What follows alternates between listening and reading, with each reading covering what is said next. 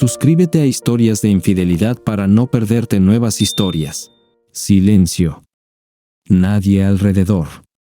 Solo la pálida luna mirando indiferente la tierra envuelta en la oscuridad. Decidí dejar el coche en la siguiente calle para evitar despertar a los curiosos vecinos con el ruido del motor. Desbloqueé la puerta de mi casa, una vez más contento de haber engrasado las bisagras en algún momento. Girando la manija, me encontré en un sendero de baldosas que conducía al porche delantero. Menos mal que no era grava, de lo contrario, mis pasos se habrían escuchado a millas de distancia. Como un ninja, llegué al vestíbulo sin hacer ruido. Desactivé rápidamente la alarma e inserté la llave en la cerradura. La cerradura hizo clic suavemente y me encontré en el amplio pasillo. Hacía más fresco en la casa que afuera. Probablemente Vera había encendido el aire acondicionado para la noche. Miré a mi alrededor. Nadie. El tic-tac del antiguo reloj de pared era claramente audible. Me dirigí hacia la escalera que conducía al segundo piso. Lentamente, para no crujir los escalones, subí. La luz de la luna apenas iluminaba el pasillo, haciéndolo completamente oscuro. Inmediatamente noté una delgada franja de luz que apenas se filtraba por la puerta entreabierta del dormitorio. Me acerqué a la puerta y escuché. Desde adentro se oía el ronquido de alguien. Difícilmente durante el tiempo que estuve ausente, mi Vera adquirió este hábito masculino. Entonces, además de Vera, había alguien más allí. Abrí cuidadosamente la puerta.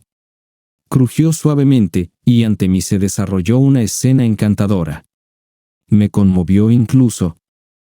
Una pastora y un pastor desnudos dormían, abrazándose fuertemente en nuestra cama conyugal. Pastoral rural. Eran como una pintura. Lo habría pintado si no fuera por mi esposa Vera en el papel de la pastora y algún monstruo peludo roncando ruidosamente en el papel del pastor. Mi esposa había apoyado su cabeza alborotada en el pecho del amante, cubierto de pelaje rizado, y parecía estar teniendo un sueño maravilloso. Mientras dormía, se relamía los labios y sonreía feliz. Tenía una idea aproximada de que podría estar soñando. Me senté en una silla y me quedé en silencio por un rato. Luego sacudí la cabeza y me acerqué a la cama. Transferí la pistola a mi mano izquierda y acaricié suavemente el pecho del mono peludo con mi derecha. El amante rizado abrió lentamente los ojos y parpadeó. ¡Sorpresa! Al levantarse, dejando caer sin piedad la cabeza de mi esposa de su pecho, le di un fuerte golpe en la mandíbula. El amante de las esposas ajenas gimió y perdió el conocimiento. ¿Qué esperabas? ¿Un knockout? Vera se despertó por su movimiento descuidado. Por un tiempo, no pudo entender lo que estaba sucediendo, luego apareció el terror en sus ojos. George, no es lo que piensas. Balbuceó. ¡Qué banal! Debió haber leído demasiadas novelas románticas de mujeres. Interesante, ¿qué se supone que debo pensar al encontrarte en nuestra cama con un hombre peludo y maloliente? Me burlé, y Vera tembló ante mi mueca. ¿Qué? ¿Tropezaste y caíste accidentalmente en su jabón? ¿O algo más? Entonces, cuéntame, ¿qué? Pero mi Vera callaba. No podía encontrar una excusa convincente. Suspiré con simpatía. Pobre chica. A juzgar por su apariencia, su bastardo peludo se parecía a un vendedor de sandías del mercado central. Un invitado del soleado sur. Sí, Vera había caído muy bajo. No pudo encontrar a alguien más decente. O estaba tan desesperada que no le importaba quién llevaba a la cama. Trajo al primero que encontró. Debería haber sido una joven doncella, viendo el núcleo de un hombre por primera vez y derritiéndose de deseo. Pero no. Una madre de familia, que había pasado por muchas dificultades de la vida conmigo, una mujer de 34 años. ¿Qué les pasa a las personas? Todos estos pensamientos zumbaban en mi cabeza como un enjambre de avispas. Solo tenía una salida: echar a la puta tramposa a la calle, junto con su bastardo. La esperanza de Vera creció ante mi silencio. Tomó mi pausa prolongada como debilidad y pensó que su esposo no podía desprenderse de un tesoro como ella. George, te explicaré todo ahora. Empezó a decir, pero la interrumpí. Vístete y lárgate de aquí. ¿Qué? Exclamó asombrada. ¿Me oíste? Y lleva contigo a tu comemierda. Le arrojé el vestido, descuidadamente arrojado sobre la silla. En ese momento, el bastardo rizado empezó a despertar. Murmuró algo indignado en un idioma desconocido. Comprensiblemente, olvidó las palabras en inglés en su emoción. Aparentemente, su vocabulario no era lo suficientemente grande. Hice un gesto con la pistola hacia su ropa. Lo entendió al instante, agarró sus pantalones y camisa, y sin más preámbulos, corrió hacia la puerta. ¿Y tú qué estás esperando? Me dirigí a mi esposa. ¿Necesitas un empujón? Vera corrió tras su amante, y escuché el sonido de sus pies descalzos golpeando las escaleras de madera. La puerta principal se cerró de golpe y un minuto después, la puerta. Bien por ellos, se retiraron rápidamente. Capaces. ¿Qué te crees? Mi suegro, el presidente del Consejo de Administración del conglomerado, Sibmas, Procor Gremaf, estaba fuera de sí de rabia. Todo lo que tienes es gracias a estar casado con mi hija. Y esa es la única razón por la que tolero tu trasero en mi empresa. Estaba de pie frente al escritorio del gran jefe, francamente aburrido. Sabía que esta conversación sucedería cuando eché a su hija y su amante de mi casa. Así que no esperaba escuchar nada nuevo. ¿Piensas que eres tan orgulloso? Continuó M.R. Gremaf con su ejecución verbal. Su esposa le fue infiel. Supéralo. La chica solo se divirtió mientras tú estabas fuera. No planea divorciarse de ti. Y la echaste por la puerta. Y a una persona respetada, mi socio italiano también. E incluso lo golpeaste. Así que aquí está el trato. Si no te calmas, te echaré de la empresa y te meteré en la cárcel. Por agredir a una persona. ¿Sabes de lo que soy capaz? Mi suegro se sentó en su silla y se sirvió un vaso de agua. Solo siéntate en silencio y no te destaques. O ni siquiera verás a tus hijos. No debería haber mencionado a los niños. Todavía tengo que verificar si son míos. Después de lo que pasó, no creía en nada y no confiaba en nadie. Si son mis hijos, no irán a ninguna parte.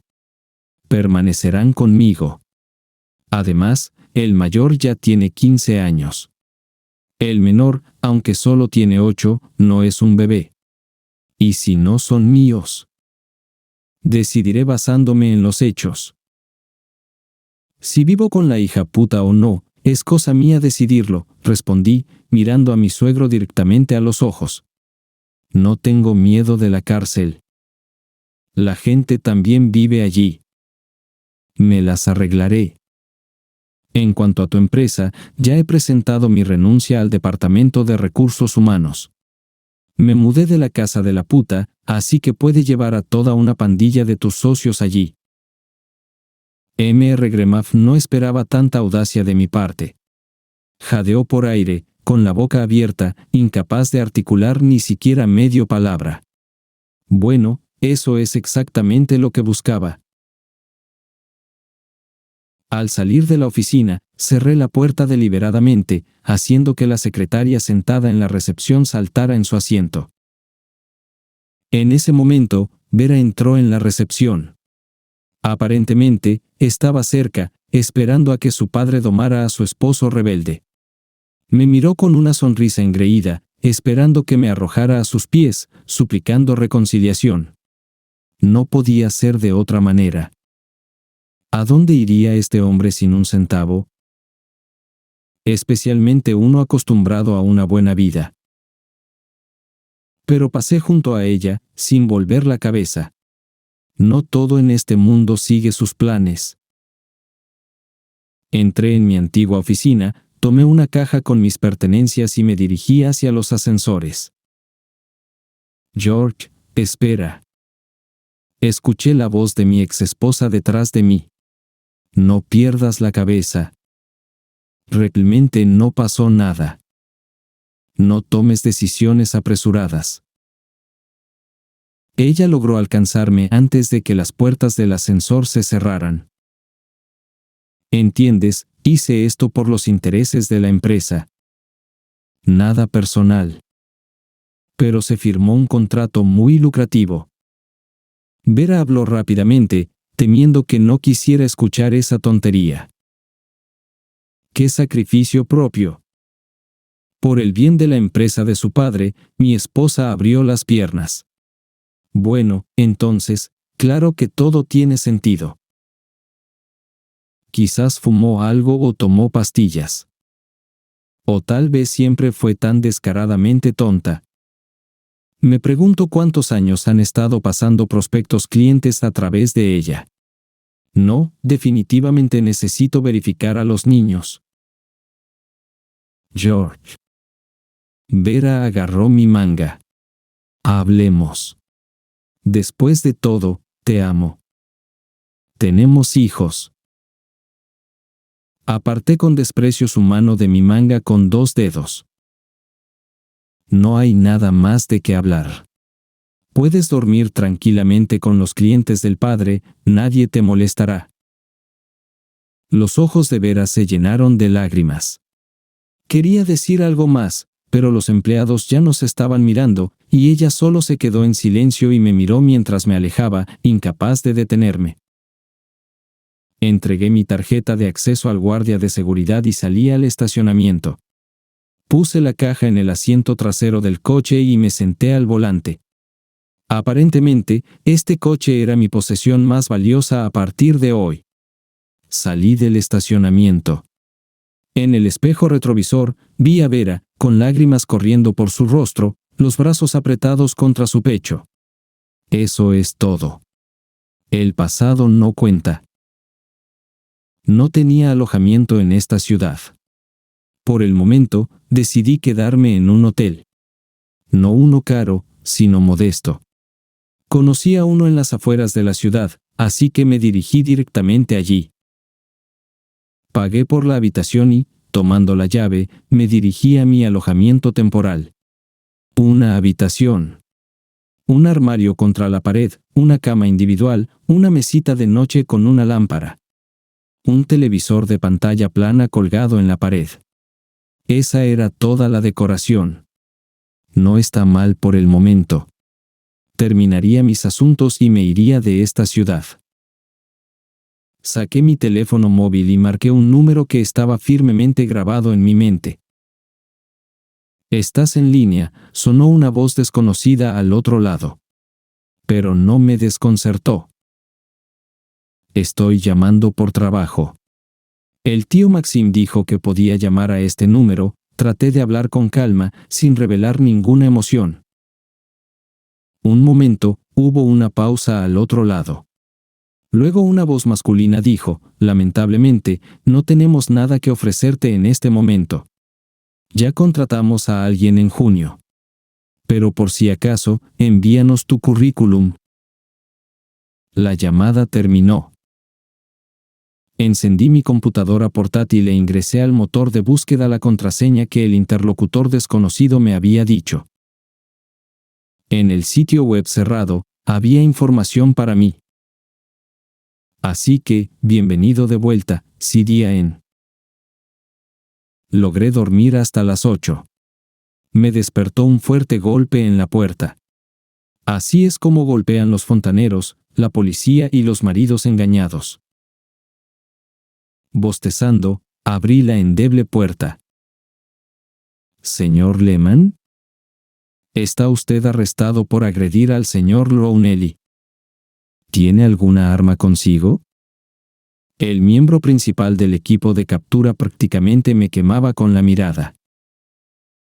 Por supuesto que sí. Saqué un Walser azulado del bolsillo de mi chaqueta y se lo entregué al policía. Deberías haber visto cómo los ojos del teniente brillaron con avidez. ¿Tiene permiso para esta arma? ¿Por qué? Es solo un recuerdo, un encendedor. Me lo regalaron unos amigos. El policía se desinfló de inmediato y asintió a su compañero. El somnoliento sargento me esposó rápidamente y me llevó al coche. Mi suegro, como siempre, cumplió sus promesas. Me metieron en una celda y me dejaron solo por un tiempo. Enrollé mi chaqueta, la coloqué bajo mi cabeza y me recosté en el banco duro. La prisión es prisión, pero un poco de sueño no hace daño. La puerta de la celda volvió a cerrarse con estrépito. George. Hola. El impresionante hombre con canas nobles en las sienes me examinó cuidadosamente. ¿Estás bien? Espero que el investigador no haya hablado contigo todavía. Todavía no, Solomon Markevich. Coloqué mi chaqueta sobre mis hombros y estreché la mano de mi abogado. El descuidado acompañamiento policial nos llevó al investigador. Lo que siguió fue una cuestión de técnica. Solomon Markevich explicó rápidamente al investigador que todo no era como sugería la declaración de la víctima.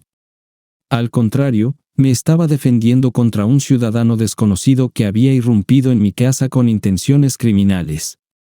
En legítima defensa, golpeé a este ciudadano en la mandíbula. No sabía que había sido invitado por mi esposa para placeres sexuales. El investigador fingió creer al abogado y me liberó con la restricción de no salir del área. Habían pasado 2 horas desde mi arresto. Bien hecho, Solomon, trabajo de primera. Despidiéndome de mi abogado, me dirigí a un café. No había tenido tiempo para desayunar por la mañana. El día prometía ser desafiante y necesitaba recargarme. Este café era difícil de pasar por alto. Desde lejos, su nombre destacaba en letras grandes y luminosas, incluso a plena luz del día. Todas las ventanas que daban a la calle estaban cubiertas con cortinas de red de camuflaje. La pesada puerta, reforzada con tiras de acero, dejaba claro que entrar significaba adentrarse en otro mundo, un mundo de hombres duros y comida sabrosa. Sí, el café, Wild Duck, sabía cómo sorprender. Examiné con curiosidad el interior del comedor. En las paredes, enmarcadas y bajo vidrio, colgaban guitarras eléctricas desgastadas por el tiempo, iluminadas por ambos lados con luces fluorescentes suaves. En un escenario, en la pared de atrás, se encontraba una antigua Harley, indicando claramente a cualquier cliente ocasional que estaban ingresando al territorio de una hermandad motera. Entre las guitarras, colgaban cuernos de animales una vez cazados, debajo de los cuales se colocaban pintorescos pósters moteros. No había muchos clientes, y un camarero ágil me llevó a mi mesa. Fácilmente me convenció de pedir una jarra grande de cerveza clara, una ensalada de mariscos con camarones, una juliana de mariscos y un filete de salmón. Estuve de acuerdo sin protestar y me preparé para esperar. Mientras preparaban mi festín ordenado, bebí lentamente mi cerveza, escuchando involuntariamente una conversación ruidosa al final del pasillo, justo más allá de la barra. Finalmente, trajeron la ensalada de mariscos. Disfruté de los deliciosos camarones, y mis pensamientos se sumieron involuntariamente en la sórdida realidad. ¿Qué hacer a continuación? Primero, verificar a los niños. Mis siguientes pasos dependen directamente de eso. Quería castigar a la zorra y a su familia, especialmente porque su padre estaba involucrado en el proxenetismo. Amar tanto el dinero como para vender el cuerpo de tu propia hija. Pero al parecer, Vera misma disfrutaba tendiendo trampas de miel a los socios de su papá. Después, planeaba desaparecer, borrando casi un cuarto de siglo de mi vida. Sin lágrimas, solo una pérdida de tiempo gastado en una persona sin valor. No era la traición lo que vengaría, sino los 25 años de mi vida robados. Decir que me volví indiferente hacia mi exesposa e hijos estaría equivocado. Mi corazón siempre dolía, y mi mente estaba atormentada por una pregunta: ¿cómo puede alguien ser una perra tan vil? Confesar amor por mí mientras duerme con otros hombres al mismo tiempo. ¿O es esto normal para los tiempos actuales, cuando la palabra fidelidad solo provoca risas irónicas? Como dijo Vera, nada personal, solo trabajo. Solo, papá preguntó. Un marido no es una pared, se moverá. Así es como las esposas infieles consuelan su conciencia, ¿verdad? El ruido en la barra me distrajo de mis pensamientos tristes. Ya sea que los conversadores no estuvieran de acuerdo sobre la calidad de la cerveza o que la cara de alguien pareciera insuficientemente atractiva para alguien más, claramente se estaba gestando una pelea. Sin sentido y despiadada, como dicen. De reojo, vi a 2 guardias aparecer desde detrás de las puertas, listos para intervenir en cualquier momento y restablecer el orden, comprendiendo que este alboroto no terminaría fácilmente. Varios clientes casuales se levantaron y abandonaron rápidamente el establecimiento, aparentemente conscientes de cómo podría terminar. Seguí disfrutando de mi ensalada y esperé la juliana. Finalmente, la tensión estalló. El sonido de un golpe sordo resonó, y el cuerpo de alguien, vestido con un chaleco de cuero, voló de cabeza por el pasillo. Le siguió el sonido de vidrio rompiéndose. Claramente, el bote de rosas estaba en juego. Alguien gritó, probablemente una mujer. Una mesa se volcó. La emoción iba en aumento. Los guardias intervinieron. Uno de los participantes de la pelea chocó contra mi mesa. A duras penas logré saltar hacia atrás, aún sosteniendo mi plato de ensalada de mariscos. Mientras el pobre tipo trataba de levantarse, aferrándose a las patas de la mesa, una botella vacía le golpeó la cabeza. Se retorció y quedó quieto. La visión periférica me permitió ver a un agresor corriendo hacia mí, claramente con la intención de hacerme daño. Estaba a punto de ser absorbido por el torbellino sangriento de la pelea. Bueno, al menos liberaría algo de vapor. Sin esperar el golpe, hice tropezar al idiota que se abalanzaba sobre mí y le golpeé la cabeza por detrás mientras caía. Uno menos. Escaneé el campo de batalla, notando a los guardias tirados. Solo el tipo con el bote de rosas era una amenaza real. Salté sobre la barra y le di una patada en la cabeza con la punta de mi bota. El fragmento de la botella cayó de su mano. Una mujer, probablemente atrapada en este torbellino de diversión desenfrenada, incluso chilló. Salté, noqueando a otro motociclista en el aire. Solo quedaba uno. No estaba seguro de si estaba en lo correcto o no, pero le golpeé rápidamente en la garganta, haciéndolo caer al suelo. Eso parecía ser todo. De hecho, me sentía más ligero. Sangre, eso era lo que me había faltado desde ayer. Hora de irme. Toqué los bolsillos de la última víctima y saqué las llaves de la motocicleta. Luego le di algo de dinero y una propina al camarero que se acercaba. Caminé rápidamente hacia el estacionamiento y vi 3 motos estacionadas cerca de la acera.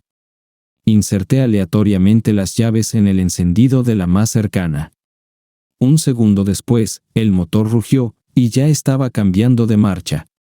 Sí, Dios ama a los borrachos y a los cornudos. De repente, sentí a alguien sentarse detrás de mí y envolver sus brazos alrededor de mi torso. «Estoy contigo», gritó una voz femenina justo en mi oído. Una dosis de adrenalina calmó un poco mis nervios y amortiguó ligeramente el dolor en mi corazón. Aceleré por el medio de la calle, ignorando los pitidos de conductores irritados. Después de un par de kilómetros de slalom en la motocicleta, me metí en un callejón. Recorrí unos 200 metros y disminuí la velocidad junto al bordillo. Bueno, hemos llegado. Le dije a la pasajera, cuyo rostro aún no había visto. Lo más probable es que el motociclista ofendido ya hubiera denunciado el robo de su acero y un plan de captura ya estuviera en marcha. Me giré. Los ojos azules asiano de una joven rubia se encontraron con los míos. Su vestido corto se había subido, revelando unas piernas bronceadas y hermosas. La miré por un rato, tratando de decir algo. Luego simplemente le hice un gesto con la mano y me dirigí rápidamente hacia el callejón más cercano. Señor. Una voz femenina ronca me alcanzó. ¿Y yo qué? Su tono era tal que no podía dejarla sola. Apúrate. Me volví hacia la rubia mientras caminaba. Cuando se bajó de la moto, su pierna se elevó sobre el asiento, mostrando unas braguitas azul claro que se ajustaban bien a sus firmes glúteos. Hace juego con tus ojos, pensamiento salvaje cruzó por mi mente. Algo similar ya había sucedido en mi vida. Nací en una familia común. Mi padre trabajaba como capataz en una fábrica y mi madre era enfermera en el centro de salud de la fábrica. Vivíamos tranquilos, sin escándalos. Mis padres se amaban, lo cual, estarás de acuerdo, es más una excepción que una regla en la actualidad. Yo era el único hijo en la familia, pero crecí como un chico normal, no mimado por mis padres. Todo era como el de todos los demás. Jardín de infantes, escuela. Empecé a tocar la guitarra en los callejones. Luego terminé la escuela de música. Mi padre asignó dinero para mi educación musical. Pero estudié diligentemente, justificando el dinero gastado en mi educación. Después de la escuela, decidí unirme al ejército. Mis compañeros y sus madres sobreexcitadas lo criticaron tanto. Mis padres aceptaron mi decisión filosóficamente. Decidido, adelante. Fui yo mismo a la oficina de reclutamiento militar y pronto fui enviado a las tropas internas. No pasé por el entrenamiento básico, sino que fui colocado directamente en un destacamento de propósito especial, DON. Me inscribieron en un escuadrón de reconocimiento de un batallón independiente de reconocimiento. Empezó el servicio. Viajé por todo el país. Irak, Asia Central, África. Y muchos otros lugares llevan las huellas de mis botas. En nuestro batallón, había soldados que llevaban boinas verdes. Inmediatamente me interesé en lo que significaba. De la vida civil, sabía que en las tropas internas, los voluntarios pasan pruebas para tener el derecho de llevar la boina granate. Pero no había oído hablar de la verde. Mi comandante de compañía me explicó que la boina verde es un signo de valor del reconocimiento de las tropas internas. Y nadie la obtiene en el primer intento. Ni méritos ni rangos influyen en la concesión de la boina verde. Solo la finalización exitosa de las pruebas permite llevar este signo de valor. Naturalmente, estaba ansioso por ganarme esta distinción. Para ese momento, ya había servido 1 año y medio, y la desmovilización estaba a la vuelta de la esquina. Intenté 3 veces pasar las pruebas, pero siempre tropecé con alguna bagatela. En el último tercer intento, casi completé toda la distancia sin puntos de penalización. Pero al final, mi arma no disparó. La suciedad se había atascado debajo de la tapa del cajón del cañón. Y así, la ansiada boina desapareció por el horizonte. Me di cuenta de que no estaba destinado a hacerlo. Y no hice más intentos. Solo a veces miraba con envidia a los afortunados que llevaban con orgullo la boina verde. Justo antes de la desmovilización, nos pusieron repentinamente en alerta. En media hora, nos apretujaron en un helicóptero. Surgió otro punto caliente. El helicóptero ni siquiera había aterrizado cuando nos dispararon. Un misil antiaéreo golpeó el costado del helicóptero descendente. Una ola de fuego lo envolvió todo. Los restos del helicóptero y las personas se dispersaron a cientos de metros. Solo el comandante y yo sobrevivimos. ¿Cómo y por qué? No lo sé. Cuando recobré el conocimiento, había un silencio ensordecedor. Moví mis brazos y piernas. Parecían intactos. Agarré mi pistola y la armé. Funcionaba. Decidí salir. Tenía una idea de hacia dónde ir. Me llegó el sonido de un motor de automóvil. Era hora de irse. Pero justo cuando iba a salir del cráter, escuché un gemido. No sé por qué, pero decidí verificar quién era. Era el comandante. Comprendí claramente que no podía salir con el herido. Así que escupí al comandante y decidí arrastrarme hacia un bosque bajo que crecía en la pendiente. Casi alcanzaba los arbustos cuando, por voluntad superior, me volví, recogí al comandante que gemía y con todas mis fuerzas lo arrastré hasta la plantación que nos salvaría. 2 días después, llegamos a nuestras propias líneas. El comandante sobrevivió. Cuando lo visité en el hospital, me dijo en voz baja: «Pensé que me habías abandonado». Me sonrojé de vergüenza. Después de todo, era verdad. Le conté honestamente todo al investigador militar, sin ocultar nada, incluida mi vergonzosa cobardía. El mayor anciano escuchó atentamente y me hizo firmar el protocolo de interrogatorio. 2 semanas después, recibí una orden para mi desmovilización. Nos alinearon en la explanada para despedirnos de la bandera del regimiento. El ritual casi había terminado cuando llegó el jeep del comandante de la división. Se anunció mi nombre, y pensé que era el batallón disciplinario por mi cobardía y miedo. Pero inesperadamente, el comandante de la división me abrazó y me dijo en voz baja: «Gracias, hijo». De la camioneta bajó un mayor, el presidente del Consejo de las Boinas Verdes. Unos segundos después, el codiciado signo de valor militar estaba en mis manos. Me arrodillé en una rodilla, besé la tela de lana y grité con fuerza: «Sirvo a las fuerzas especiales». En la estación de tren, mi comandante de compañía me encontró. Me abrazó para despedirse y me entregó un pequeño paquete. «Esto es del comandante. Un recuerdo». Nos despedimos, y salté al vagón del tren que ya se estaba moviendo. Metí el paquete en mi bolsa de viaje. No tuve oportunidad de mirar el regalo. Durante todo el viaje, mis camaradas y yo consumimos una cantidad increíble de alcohol. Luego empezamos una pelea con paracaidistas, discutiendo sobre quién era más rudo. Más tarde, hicimos las paces y nos hicimos amigos. Un día después, pisé la plataforma en la estación de mi ciudad natal. Mis padres habían preparado una comida. Mi madre estaba llorando de felicidad, y mi padre estaba orgulloso de su hijo. Los tres nos sentamos, hablamos sobre mis planes futuros. Al final, mi padre dijo: «Has cambiado, hijo. Te has convertido completamente en un adulto». En su boca, sonaba como un elogio. Por la tarde, desenvolví el regalo del comandante. Era una daga antigua con vaina de madera. Cuando saqué la hoja recta de doble filo, brillaba amenazadoramente a la luz de la lámpara de la mesa.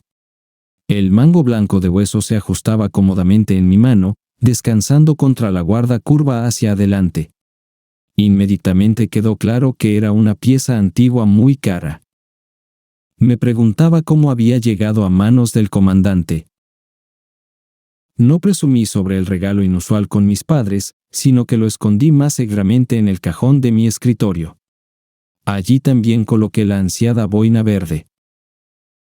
Decidí ir a la fábrica y, al mismo tiempo, comencé a prepararme para ingresar a la Universidad Técnica en el centro regional. El tiempo pasó desapercibido, y pronto, junto con otros solicitantes, comencé a tomar exámenes de ingreso. Todo fue bien, y me matriculé en el primer año de la Facultad de Mecánica. Me asignaron una habitación en la residencia, y comencé a estudiar. No tenía amigos cercanos, solo conocidos. Muchos de mis compañeros de facultad eran hijos de padres de alto rango en varias empresas y compañías. A ellos no les importaba mucho estudiar, sus futuros eran brillantes y claros. Entendía perfectamente que mi techo en la fábrica era ser capataz, o a lo sumo, jefe de taller. Así que no tenía grandes esperanzas para el futuro, pero estudiaba bien. Mi cerebro anhelaba conocimiento. El otoño temprano se estaba instalando. Hacía calor, y parecía que el verano no estaba listo para ceder. Ni una sola hoja amarilla en los árboles. Pero el aire olía distintivamente a lluvias prolongadas y frío inminente. Acababa de entrar en mi cuarto año y había regresado recientemente de una pasantía. Quedaba un año más de estudios y una defensa de tesis por delante. Solo un poco más hasta el primer paso en mi vida adulta. En una tarde de sábado, decidí sentarme en un restaurante. El domingo estaba por delante, así que podía permitirme un vaso de vodka frío y una cerveza. Cerca de mi residencia, en la planta baja de un edificio antiguo, había un restaurante con el evocador nombre Mangal. Un letrero rectangular en una lámina de hierro colgaba de cadenas sujetas a 2 postes de hierro. El nombre del restaurante estaba escrito de manera intrincada en el letrero, con un mangal debajo, mostrando apetitosamente brochetas de carne. Entré en el salón y tomé una mesa en la esquina. Me senté con la espalda contra la pared, capaz de controlar casi todo el salón, incluida la puerta de entrada. La deformación de la personalidad militar solo se desvanece con los años. Pedí una porción de saslik y papas fritas al camarero que se acercaba. Mientras esperaba mi pedido, saboreé tranquilamente el vodka, persiguiéndolo con cerveza fría. Mi única preocupación era si detenerme allí o pedir más. Finalmente, convencí a mi conciencia y me conformé con lo primero. No muy lejos de mí, en la siguiente mesa, se encontraba una chica bonita tomando un cóctel con una pajita. Cuando me senté, me dio una mirada evaluativa, del tipo que las mujeres le dan a los hombres desconocidos cuando están libres y buscando. Aparentemente, no cumplía con sus criterios para un amante, e indiferentemente se dio la vuelta. Estuve de acuerdo con su evaluación. Jeans baratos, una camiseta estirada y zapatillas viejas. Un empollón, no un empollón, pero claramente un perdedor en la vida. No el tipo para chicas jóvenes. Estaba terminando mi vodka cuando escuché casi en mi oído: «Chica, oye chica». Giré la cabeza y fruncí el ceño molesto. En la mesa vecina estaban 3 chicos, auténticos tzigits. Sonreían ampliamente, mostrando toda una exposición de dientes de oro, anillos y cadenas a la luz de las lámparas de araña. ¡Ay, ay! Una chica tan bonita no debería estar sola. «Mira, nuestro coche». Uno de los chicos asintió hacia un Mercedes estacionado afuera. «Vamos a dar una vuelta». La chica estaba en silencio, sin saber cómo responder a los tzigits tan seguros de sí mismos. «Ah, entiendo, eres orgullosa, ¿verdad?». El tzigit sacó un fajo de $, arrugados de su bolsillo. «No te preocupes, pagaremos lo que sea que pidas». Agarró a la chica de la mano y, ignorando sus débiles intentos de liberarse, la arrastró hacia la salida. Los camareros y la respetable clientela fingían que no pasaba nada. Hice un gesto a la camarera y pedí más vodka y cerveza, preguntando por el saslik que había pedido antes. Luego me limpié los labios con una servilleta y salí. Los tzigits enamorados casi habían arrastrado a la chica al coche. Ella lloraba fuerte, todavía esperando que alguien viniera en su ayuda. Toqué en el hombro al Tzijit impaciente. Se dio la vuelta, molesto. Silenciosamente, le golpeé con los nudillos de mis dedos justo entre los ojos. Un gran movimiento si se hace correctamente. El Tzijit cayó en silencio justo debajo de las ruedas del coche. El segundo agresor soltó a la chica y me miró sorprendido, alternando su mirada entre mí y su caído cómplice. Luego, decidiendo algo para sí mismo, intentó golpearme en la cara. Pero su mano falló, y al moverme hacia la derecha, le conecté un golpe lateral en la mandíbula. No fue necesario un segundo golpe. Titubeó por un tiempo, luego tropezó y cayó de bruces en el asfalto. «Está bien, jefe», dijo el tercer chico acercándose a mí. «Lo siento, nos equivocamos. Juro por mi madre. No sabíamos que era tu mujer.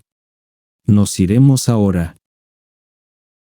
Miré con desdén a la joyería ambulante y extendí la mano hacia la chica. «Sal». Ella miró con miedo a los invitados del sur, luego agarró mi mano y saltó del coche. La escolté hasta la acera y regresé al restaurante. Cuando entré, el ruido en el salón disminuyó momentáneamente. Me bebí mi vodka, lo perseguí con cerveza y me fui sin esperar el saslik, dejando dinero en la mesa. Mi estado de ánimo quedó arruinado para la noche. Me encontré con la chica en la universidad. Me llamó. No tuve la oportunidad de agradecerte. Si no fuera por ti, no sé qué me habrían hecho. Dijo con una hermosa voz de pecho, presionando sus manos contra su garganta. Mi nombre es Vera. No deberías andar por bares, Vera, pensé para mí mismo.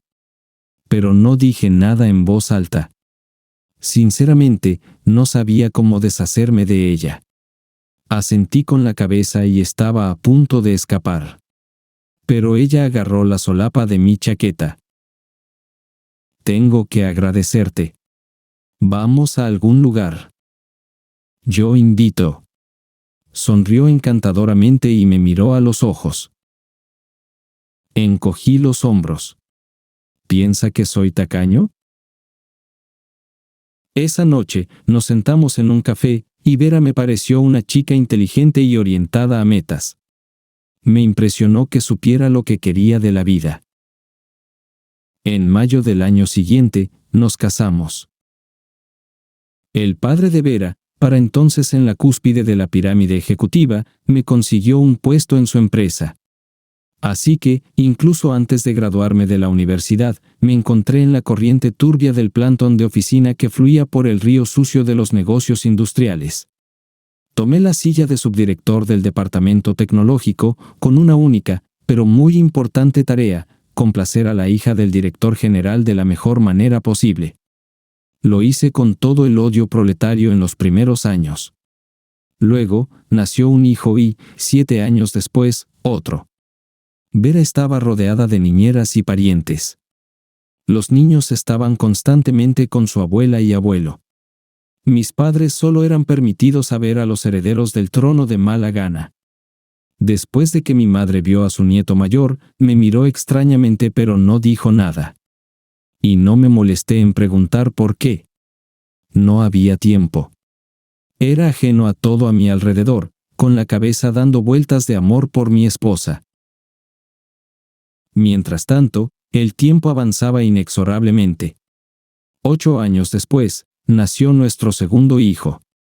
Mi felicidad no conocía límites. Una esposa maravillosa y amorosa, 2 hijos. Solo faltaba construir una casa. 1 año después, teníamos una casa.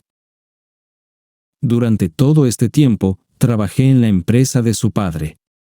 Es cierto que no ascendí en la jerarquía corporativa, pero no me preocupaba demasiado. Había suficiente dinero. Mi suegro constantemente arrojaba una suma decente para los nietos y la hija. Vera siempre andaba por la cima. Ni siquiera sabía qué puesto ocupaba en la empresa de su padre. Ahora, finalmente, lo sé. pero siempre estaba presente en reuniones, firmas de contratos y eventos corporativos. Hablando de eventos corporativos. En los primeros años de nuestro matrimonio, Vera me llevaba constantemente a varios eventos organizados por la gerencia de la empresa. Pero algún tiempo después del nacimiento de nuestro primer hijo, dejaron de invitarme. Vera, mirando hacia abajo, murmuraba algo sobre subordinación. Que los eventos corporativos son solo para la gerencia y clientes potenciales. Y como no ocupo un puesto significativo en la empresa todavía, por lo tanto. ¿Entiendes? Tomó vivir con esta mujerzuela 16 años para darme cuenta de que algo no estaba bien. Las sonrisas socarronas de los colegas, el desprecio en los ojos de mi hijo mayor, la falta de consideración abierta de mi esposa. Todo esto finalmente me llevó a pensar que no estaba viviendo mi vida, sino que existía según el guión de otra persona. Me puse en contacto con un antiguo compañero de armas con el que había mantenido un contacto cercano y le pedí ayuda. 2 semanas después, sabía mucho. Tenía grabaciones de video y audio de los encuentros amorosos de Vera, especialmente durante mis cada vez más frecuentes viajes de negocios. Descaradamente llevaba a otro hombre a casa y se divertía con él en nuestra cama matrimonial. Afortunadamente, los niños casi siempre vivían en la casa de su padre. Cuando quedó claro que era hora de cambiar radicalmente mi vida, llegué a casa tarde por la noche y sorprendí a mi esposa infraganti. Solo no podía entender una cosa. ¿Por qué Vera me necesitaba? Parecía que nunca me amó. Entonces, ¿por qué no se divorcia de mí? ¿Por qué mi suegro, en lugar de haberme echado de la empresa hace mucho tiempo, lleva a cabo conversaciones para salvar mi alma? Solo hay una conclusión: me necesitan. Pero, ¿para qué? Me desperté con el sonido del teléfono. Por un tiempo, me quedé allí, escuchando su molesto chillido, esperando que parara por sí solo. Pero el teléfono seguía sonando, como si insinuara que algún idiota al otro lado sabía perfectamente que estaba en casa. Finalmente, no pude aguantarlo más y respondí la llamada. George. La voz del llamante me resultaba desconocida. Miré la pantalla, pero mis ojos se encontraron con el mensaje conciso: número oculto. Sí, ¿con quién estoy hablando? Respondí adormilado al teléfono. Tenemos buenas noticias para ti, crujía el teléfono, ignorando mi pregunta. Se ha abierto una vacante inesperadamente y hemos enviado toda la información necesaria a tu sitio. Que tengas un buen día. El llamante colgó. Miré en silencio el teléfono móvil durante un rato, luego lo coloqué cuidadosamente en la mesita de noche. Fui a la mesa y encendí la computadora. En mi sitio web, había información breve sobre el trabajo próximo y números de contacto para consultas. Estaba a punto de marcar el número, pero algo me detuvo. Me senté por un rato, reuniendo mis pensamientos, luego me dirigí al baño. Extrañamente, la luz estaba encendida a toda potencia, y podía oír el chapoteo de agua. Miré cautelosamente a través de la puerta ligeramente abierta y me quedé momentáneamente sorprendido. En la bañera chapoteaba una rubia completamente desnuda. ¡Demonios! La había olvidado por completo. Poco a poco, me di cuenta de que estaba en un motel. Recordé la pelea en el café y el secuestro de la motocicleta del motociclista. También vino a mi mente la imagen de la chica. Después de abandonar la motocicleta en un callejón, la chica y yo nos refugiamos en un motel. Lo que sucedió después fue confuso, pero evidentemente nos divertimos bastante. La chica se sumergió de cabeza en la bañera y empezó a salir. Me vio claramente, pero no me prestó atención. Límpiame la espalda. La chica me entregó una toalla arrugada. Mi huésped, completamente desnuda, se paró junto a la ventana, apoyando la cabeza contra el vidrio, mirando afuera. A los rayos del sol naciente, su piel suave adquiría un tono rosado, haciéndola aún más seductora. Piernas largas y suaves, cintura esbelta, espalda elegante, cabello blanco y liso que caía hasta la cintura. Se parecía a un gran felino peligroso, listo para desplegar sus garras en cualquier momento. Me paré a su lado, admirando el amanecer, luego envolví mis brazos alrededor de su cintura y le di un beso suave en el cuello, empujándola hacia la cama. Era hora de terminar lo que empezamos. Ahora tenía mucho tiempo libre. Al parecer, la chica también. Después de que todo terminó, nos quedamos abrazados durante mucho tiempo. Finalmente, la chica se apartó y me miró a los ojos. ¿Quién eres? La pregunta fue tan inesperada que me estremecí. ¿A qué te refieres? ¿A qué te dedicas? ¿Cómo te ganas la vida? Una ligera sonrisa tocó sus labios. Ahora no estoy ganando nada. Renuncié ayer. Los eventos del día anterior invadieron mi mente de nuevo. A propósito, me llamo Olga, dijo la huésped inclinando ligeramente la cabeza. George. Me presenté a su vez. Finalmente, nos conocimos. Aunque, como dicen, una cama no es motivo de conocimiento. Olga se estiró y salió de debajo de la manta. Tengo que irme, dijo, vistiéndose. ¿A dónde? No especificó. Y yo no pregunté. Un encuentro sin compromisos. Solo por una noche. En la salida, se apretó contra mí, y la besé en el cuello. Olga rió suavemente y se alejó. Sus ojos hacían una pregunta silenciosa, ¿nos volveremos a ver? Pero permanecí en silencio. Olga se detuvo por un momento y luego cerró la puerta tras de ella.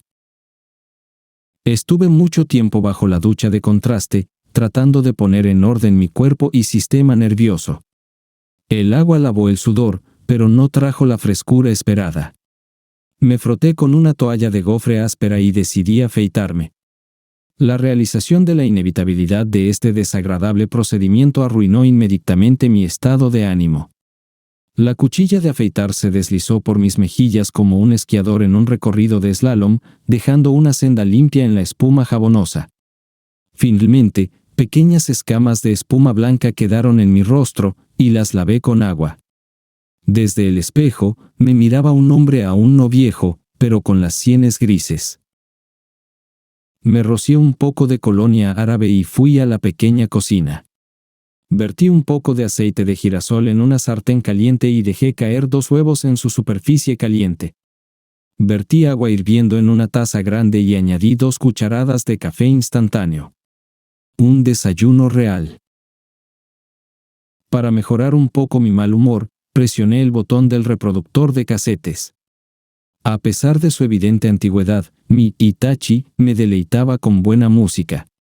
Comí disfrutando de los sonidos de la guitarra de Gary Moore. Unos minutos después, me puse un collar de placa de identificación de plata y salí hacia un nuevo día. Mi primera parada fue el juzgado, donde redacté una solicitud de divorcio. No busqué a un abogado, creyendo correctamente que podría manejarlo yo mismo. Una mujer bastante joven, que me lanzaba miradas coquetas todo el tiempo que estuve en la oficina del juzgado, aceptó mi solicitud.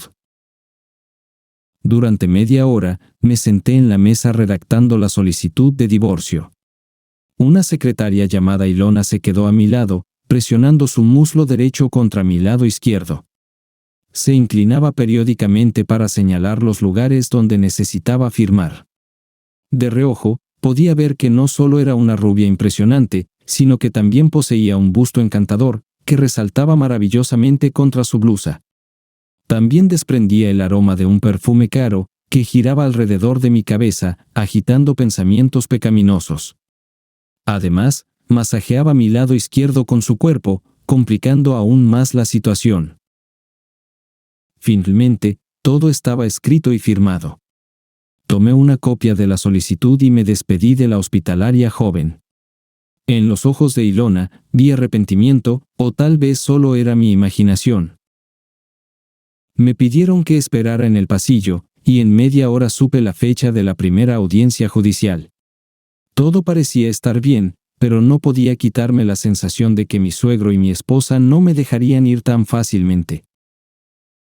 Después de ocuparme de los asuntos familiares, me dirigí a la oficina de medicina forense. Necesitaba resolver el problema de mi paternidad. Había sido padre en todos los sentidos para mis hijos durante casi 16 años.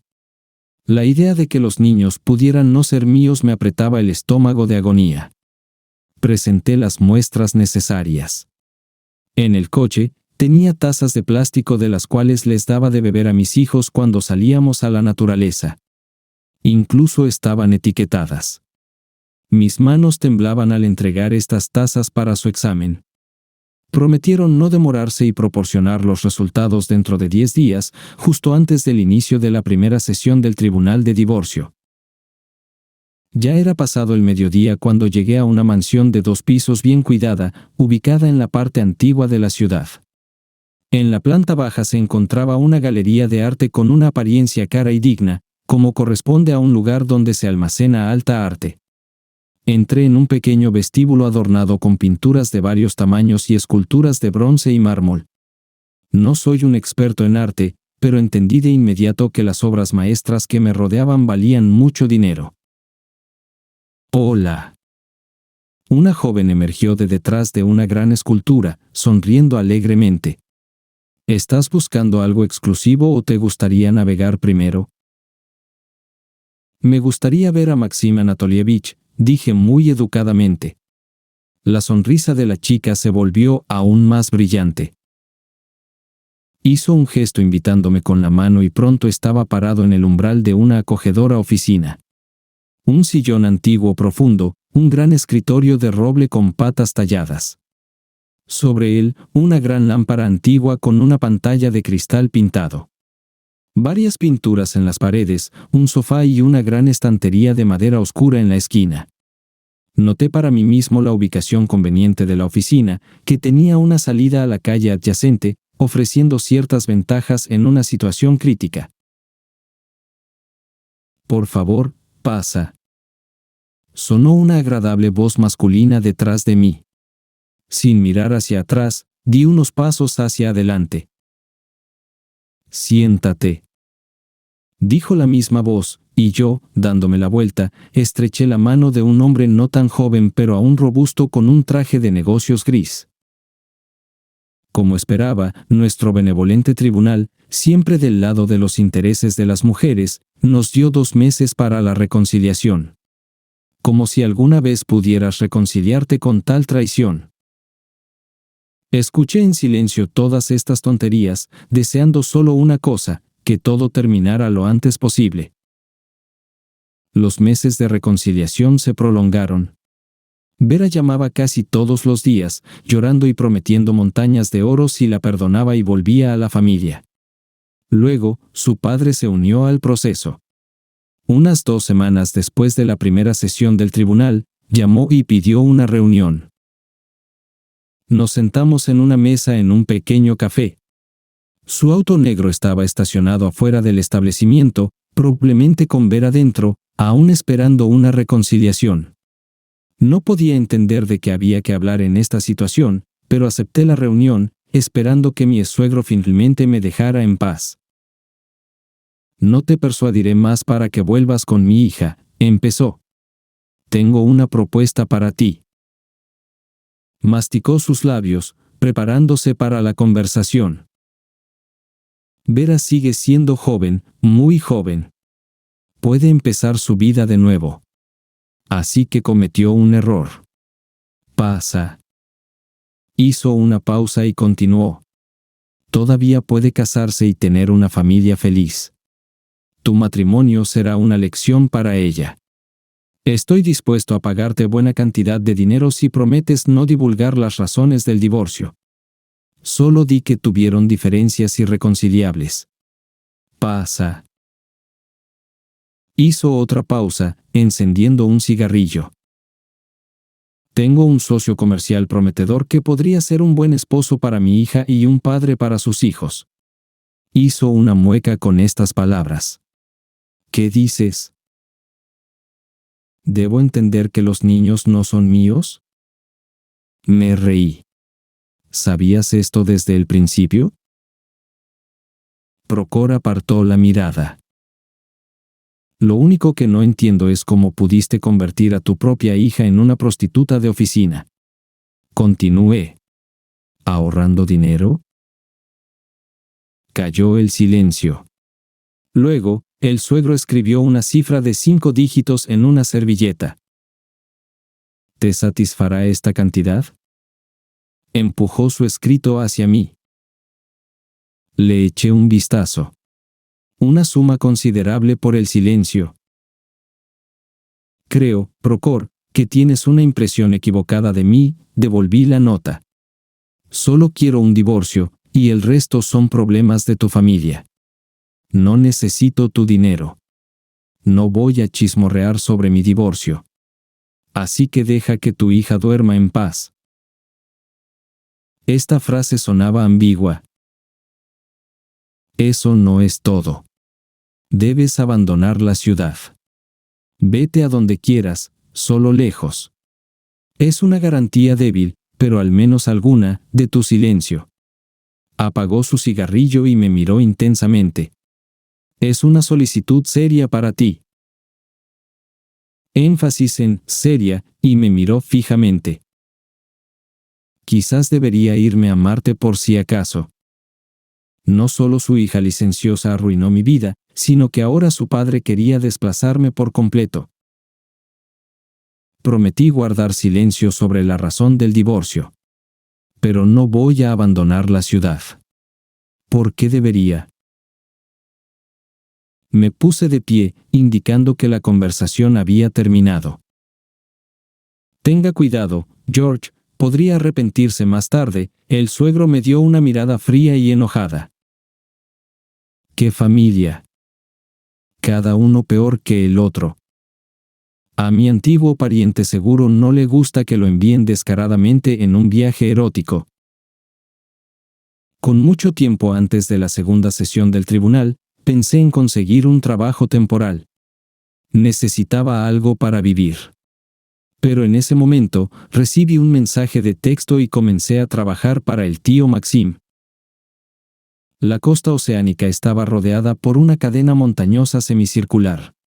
La zona estaba desolada, perfecta para el desembarco. En un radio de 10 kilómetros, no se detectaba señal de vida. La noche avanzaba silenciosamente en patas suaves. Una suave brisa llevaba el aroma del océano y una agradable frescura. Sobre nosotros, en el cielo negro como el carbón, innumerables estrellas centelleaban, agrupándose en constelaciones como perros callejeros en manadas. A pesar del silencio y la calma, este mundo era ajeno y pesaba en la mente. Descargamos rápidamente el bote, ensamblando armas y equipo. Luego, Snake abrió la válvula, y el bote se desinfló rápidamente en un trozo de lona.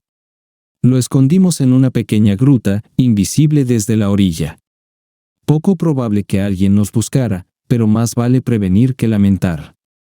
El pequeño motor eléctrico y la batería también se guardaron allí. Bueno, bienvenidos, dijo Baran, el líder de nuestro pequeño equipo. No tenemos mucho tiempo, debemos ponernos a trabajar. Todavía había tiempo antes del amanecer, así que nos dividimos en 2 tríos y nos dirigimos hacia la isla capital, aprovechando la oscuridad. Snake lideró nuestro trío. Juzgando por sus comandos iniciales, era un luchador experimentado. Nos llevó con confianza hacia la ciudad, tratando de acercarnos lo más posible antes del amanecer. A medida que las luces de la ciudad aparecían a lo lejos, nos cambiamos a los uniformes de la Gendarmería Nacional y nos transformamos en una patrulla de tropas gubernamentales. Sin escondernos, nos movimos lentamente a lo largo de la carretera, observando atentamente los alrededores. El plan era increíblemente simple. Debíamos capturar el palacio presidencial y forzar la renuncia del líder de la isla. El nuevo amo del palacio debía buscar ayuda de los vecinos, quienes debían proporcionar asistencia inmediata. Tan pronto como los paracaidistas del país vecino comenzaran a aterrizar en la isla, debíamos abandonar sus costas y regresar a casa con una buena suma en nuestros bolsillos. Teníamos 12 horas para toda la operación. El país era pequeño, el ejército y la policía eran escasos, así que no se esperaban problemas mayores. Y eso fue exactamente lo que sucedió.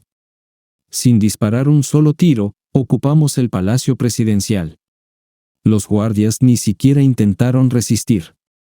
El presidente, títere de un país colonial europeo, renunció rápidamente y entregó el poder a su sucesor hasta las próximas elecciones generales. Me dio la impresión de que incluso estaba contento de haber terminado con eso. Una hora después, aterrizó un avión de transporte en el aeropuerto de la capital, y los paracaidistas del país vecino se derramaron. Sin esperar a conocerlos y sin despedirnos del nuevo líder, nos retiramos rápidamente y pronto un helicóptero nos llevaba sobre el océano abierto hacia nuestro barco. Unos días antes del juicio, recibí los resultados de la prueba de ADN. No esperaba nada nuevo. Estaba claro que los niños no eran míos. Pero me llevé una sorpresa. Según las pruebas, yo era el padre biológico de ambos niños. Este resultado fue inesperado. Probablemente ni siquiera Vera lo sabía. O tal vez sí, ¿quién sabe con estas mujeres? El divorcio se llevó a cabo sin muchos problemas. La complicación surgió del hecho de que los niños eran míos, al menos en papel. En realidad, criados por la familia de mi exesposa, estaban completamente de su lado. Un montón de testigos confirmaron que bebía, golpeaba y engañaba a mi esposa. Los niños quedaron al cuidado de mi suegra y mi suegro, y supuestamente no mostré sentimientos paternos. Los niños lo confirmaron. Exteriormente, permanecí tranquilo, pero mi corazón dolía, no por la infidelidad de mi esposa, sino por la traición de mis hijos. Me pregunto qué les prometieron. ¿Una bicicleta o un scooter? En el tribunal, me untaron a fondo, acusado de todo tipo de pecados.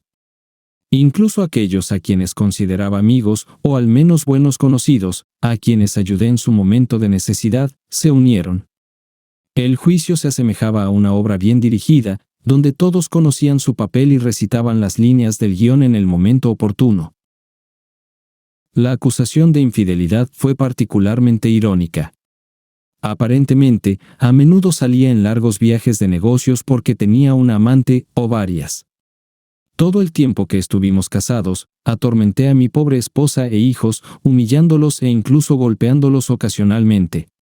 Vera, de una simple adúltera, se convirtió en víctima de violencia doméstica, privada de cuidado y afecto. Al parecer, fue forzada a los brazos de un amante en busca de consuelo y paz mental.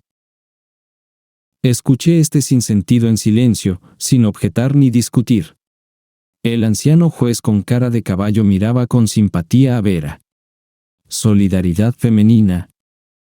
Todos los hombres son bribones y nosotras las mujeres somos tontas ingenuas. El veredicto: divorcio, pensión alimenticia.